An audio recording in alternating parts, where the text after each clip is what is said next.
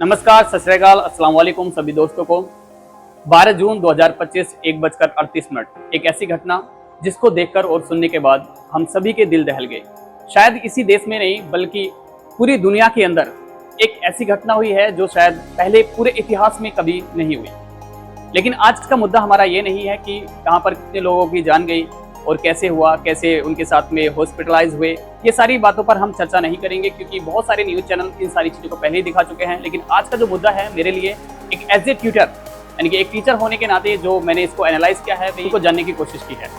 तो बस उसी नज़रिए से मैं अपने बच्चों को दिखाना चाहता हूँ इस पूरी घटना को, और मैं चाहता हूँ कि हमारे बच्चे उस साइंटिफिक टेम्परामेंट के साथ में चीज़ों को सीखें ताकि आने वाली टाइम में अपनी इन सारी चीज़ों के अंदर अपना कुछ कंट्रीब्यूशन लेके चलें और इन भविष्य के लिए तैयार हों। तो देखते हैं कि किस तरह का एनालाइज हम कर सकते हैं और किस तरह की ये घटना हुई है और आने वाले टाइम में, क्योंकि ये जो घटना हुई है ना बच्चों, इसको हम एनालाइज करेंगे और अपने एक रिजल्ट निकालेंगे कि भी इसके पीछे का क्या रीज़न होगा। और फिर जब ब्लैक बॉक्स, शायद आपने सुना होगा नाम, रंग तो ब्लैक नहीं होता है, ऑरेंज कलर का होता है, लेकिन वो ब्लैक बॉक्स जो रखा जाता है एयरप्लेन की टैल के अंदर यानी कि पीछे की साइड में होता है, वो रखा क्यों जाता है? क्योंकि उसके अंदर सारी की सारी इंफॉर्मेशन का कलेक्शन होता है। पूरे के पूरे एयरप्लेन के अंदर क्या बातें हो रही होती हैं, क्या रीजंस हो रहे होते हैं, क्या टेक्निकल फॉल्टेड हो रहे होते हैं, जिस सारी की सारी इंफॉर्मेशन वो ब्लैक बॉक्स कलेक्ट करता है। तो उसके बारे में भी समझने की कोशिश करेंगे। हम पहले पूरे एयरप्लेन के स्ट्रक्चर को समझते हैं, उसके पार्ट्स के नाम को समझते हैं। जितने भी बच्चे इस चीज को देख रहे हैं बहुत ध्यान से समझें और समझने की कोशिश करें और अपना एक रिजल्ट निकालें और अपना एक जो पॉइंट ऑफ व्यू दें कि भी क्या रीजन हो सकता है, क्योंकि हम इस पूरी कहानी को समझने की कोशिश करेंगे कि किस वजह से क्राइसिस हुआ है, ये जो क्रैश हुआ है किस वजह से हुआ है, कोशिश करते हैं। ये जो आगे का ये पार्ट होता है हमारा, इसका नोज बोला जाता है, यानी कि जो एयरप्लेन है इसका नोज बोला जाता है। और ये इस तरीके से बना इसलिए होता है ताकि ये एयर के मॉलिक्यूल्स को आराम से तोड़ सके, मतलब डिवाइड कर सके, सेपरेट कर सके। अगर जैसे कि आपने देखा होगा, अगर यहाँ पर ये नोज कुछ फ्लैट होती है इस तरीके से, तो एयर के मॉलिक्यूल सीधे इस पे पड़ते और इसको उड़ने में बहुत दिक्कत होती। तो इसी वजह से इसका जो शेप है वो इस तरीके से बनाया जाता है। अब ये जो पार्ट है ये वाला, ये होता है कॉकपिट, जिसके अंदर जो पायलट बैठे हुए होते हैं, दोनों ही पायलट, ठीक है, बैठी होती हैं या बैठे हुए होते हैं, वो दोनों इस कॉकपिट के अंदर होते हैं, यानी कि को पायलट और पायलट, जो चीफ पायलट होता है। अब ये होते हैं लैंडिंग गियर, यहाँ पर इसके एक ये आगे होता है और एक पीछे होता है।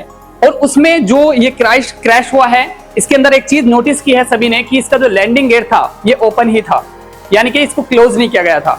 जबकि क्या होता है, जब एक एयरप्लेन अपने रनवे से जब टेक ऑफ करता है तो उसके जो लैंडिंग गियर होते हैं ना वो क्लोज कर लिए जाते हैं, लेकिन यहां पर ऐसा नहीं था। दूसरी चीज, अभी हम पूरी स्टोरी को एनालाइज करने की कोशिश करेंगे। ये केबिन है जहां पर सारे के सारे पैसेंजर बैठे हुए होते हैं, ये इसके विंग्स हैं, ये एक विंग्स इधर है और एक विंग्स ये है।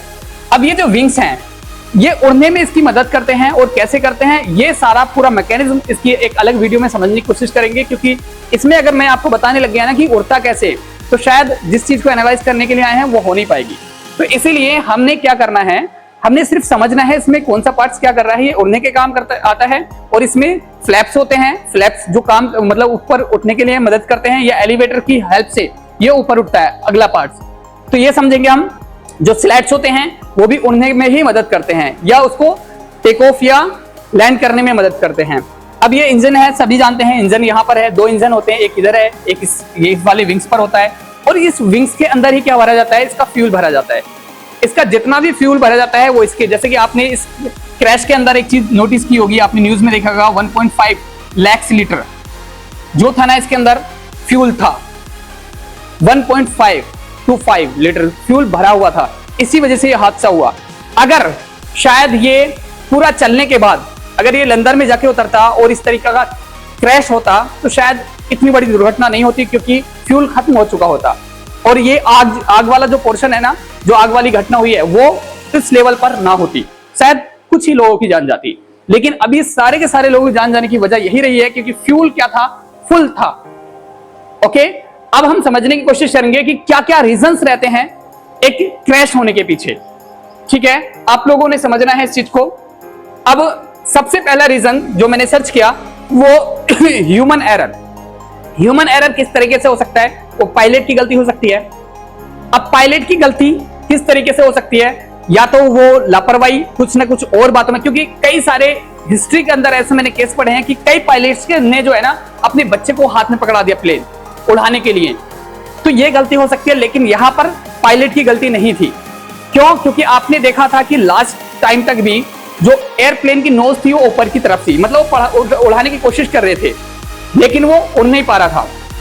तो यहां पर पायलट की गलती नहीं थी। दूसरी बात, वो पायलट जो थे दोनों ही बहुत एक्सपीरियंस थे। एक ने शायद 8200 घंटे उड़ा रखा था, एक ने 1100 घंटे के आसपास उड़ा रखा था प्लेन, यानी कि फुल एक्सपीरियंस थे। तो इसका मतलब पायलट की तो गलती नहीं थी इसके अंदर। और ये जो घटना है ज्यादातर अभी तक हिस्ट्री को देखकर जितने भी प्लेन क्रैश हुए हैं उसमें 50 से 80% रीजन यही रहा है, ह्यूमन एरर। तो और आगे देख लेते हैं दूसरा रीजन क्या निकल के आया, मैकेनिकल फेलियर। मेरा जो पॉइंट ऑफ व्यू जाता है, यानी कि मेरे जो अपना वोट जाता है वो मैकेनिकल फेलियर की तरफ जाता है। मतलब मुझे जहां तक मैंने इन सारी चीजों को एनालाइज किया, उसको प्लेन को क्रैश होते हुए देखा और उसकी नोज ऊपर उठी हुई थी, उसके फ्लैप्स मैंने देखे और इसका जो लैंडिंग गेट था वो खुले हुए थे। तो इसमें कहीं ना कहीं किसकी प्रॉब्लम थी? मैकेनिकल फेलियर की प्रॉब्लम थी।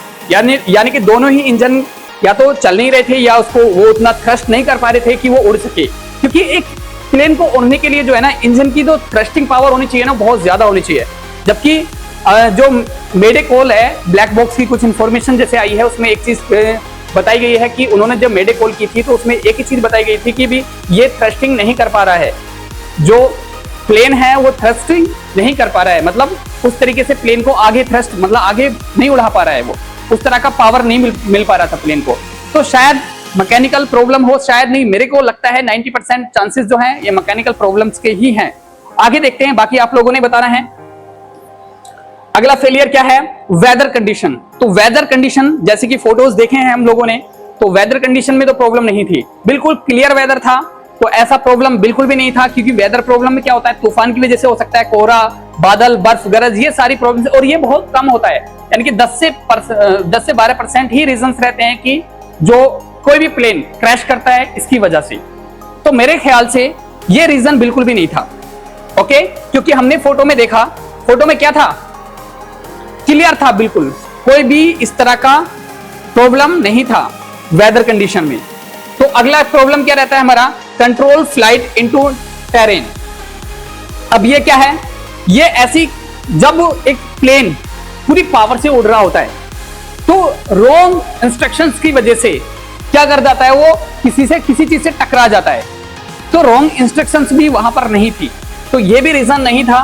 और आगे देख लेते हैं, एयर ट्रैफिक कंट्रोल एरर। मतलब एयर ट्रैफिक कंट्रोल एरर क्या होता है कि यहां पर जो इंस्ट्रक्शंस दे रहे होते हैं, जो कुछ इंप्लॉइज होते हैं, कुछ अधिकारी होते हैं, वहां पर क्या कर रहे थे, इसको इंस्ट्रक्शंस दे रहे होते हैं, वो बता रहे होते हैं कि भाई आपको किस तरीके से फ्लाइट करना है, कब टेक ऑफ करना है, कब लैंड करना है, कब क्लियरिटी देते हैं। तो वो सारी प्रॉब्लम्स भी मुझे नहीं लगा कि क्योंकि बात ही नहीं हो पाई, उतना वक्त ही नहीं मिला। मेडे कॉल की थी, लेकिन मेडे कॉल होता है बेटा इमरजेंसी कॉल, मतलब इमरजेंसी बताना कि भी ये प्रॉब्लम्स आ रही हैं, लेकिन वहां पर कनेक्ट ही नहीं हो पाई। मतलब बात तो हुई कुछ सेकंड की, लेकिन वो डिस्कनेक्ट हो गई। तो यहां पर भी ये वजह भी नहीं है। अगला है बर्ड स्ट्राइक। मतलब बर्ड स्ट्राइक में क्या कंडीशन होती है कि जब एक प्लेन उड़ रहा होता है तो अचानक से बहुत सारी, एक बर्ड से तो प्रॉब्लम बिल्कुल भी नहीं आएगी, कोई फर्क नहीं पड़ेगा, लेकिन बहुत सारा बर्ड्स का झुंड आ जाता है। और अगर एक इंजन के अंदर भी वो सारा का सारा चला जाएगा ना, तो एक इंजन फेलियर होगा, लेकिन एक फिर भी काम करता रहेगा, वो लैंड करा सकता है, उड़ा भी सकता है उसको। तो या तो फिर कंडीशन बनेगी कि दोनों ही इंजन के साथ में, मतलब एक बहुत बड़ा क्या जाए, बर्ड्स का झुंड आ जाए और दोनों ही इंजन के अंदर वो एक साथ चला जाए, तो उस कंडीशन में ये प्रॉब्लम आ सकती है। अदरवाइज ये इस प्लेन के साथ तो बिल्कुल भी नहीं आई, क्योंकि वहां पर क्लियरिटी थी, बिल्कुल कोई ऐसा वर्ड्स वहां पर दिखाई ही नहीं दिया। अगला रीजन क्या है हमारा, डिजाइन, मतलब डिजाइन फ्लॉज। इसमें क्या है कि कई बार क्या होता है कि टेक्निकल प्रॉब्लम्स रह जाती हैं जब वो डिजाइन कर रहे होते हैं। इंजन में रह सकती हैं, फ्लैप्स में रह सकती हैं, विंग्स में रह सकती हैं, मतलब कहीं ना कहीं कोई टेक्निकल प्रॉब्लम रह जाती है डिजाइन करते वक्त। तो ये भी नहीं थी, क्योंकि ये जो प्लेन है ड्रीमलाइनर प्लेन, ये पहले पूरी हिस्ट्री के अंदर ऐसी कोई घटना नहीं हुई है और इसका रिकॉर्ड बहुत अच्छा रहा है। और सेफ्टी पर्पज से बहुत बेहतरीन माना गया है, तो इसलिए इसके अंदर ये प्रॉब्लम भी नहीं थी। आगे हम देखते हैं सैबोटैग यानी कि टेररिज्म, साइबर थ्रेट्स। मतलब क्या है इसमें, या तो कोई उसको हाईजैक कर ले, या कोई इस तरीके भाई साइबर, या ऐसा हो सकता है कि भी कोई उसको उसके सिस्टम को हैक कर ले। तो ये सारी प्रॉब्लम्स भी नहीं है मेरे ख्याल से, जितना अभी तक समझ में आया है तो ये प्रॉब्लम भी नहीं है। हो सकता है कि ऐसा हो, साइबर थ्रेट्स हो या कोई टेररिज्म रीजन रहा हो, लेकिन मुझे लगता नहीं है ऐसा हुआ है। फिर भी देखो क्या हो सकता है, क्योंकि ब्लैक बॉक्स की पूरी इंफॉर्मेशन आने के बाद ही क्लियर होगी ये सारी चीजें।